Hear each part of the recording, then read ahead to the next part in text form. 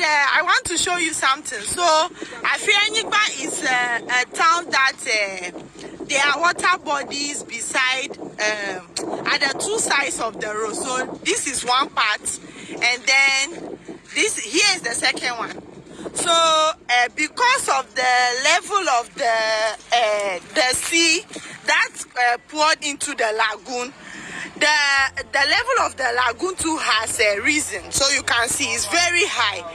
And from yesterday they had to open this canal. Do you see the water flowing? So this side is the Keta lagoon. They had to open this bridge to make it wider and deeper. So as you can see, the water is flowing through under the road to go to the other side.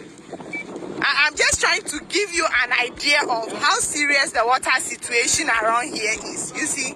So the water flows from there and then it comes through here and goes that way. Do you see it flowing?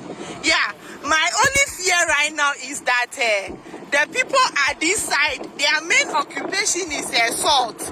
They mine salt. So I was asking the guys around that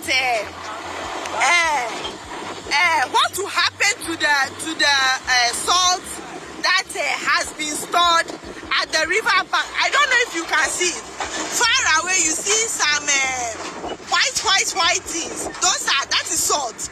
They store salt at the banks of the lagoon.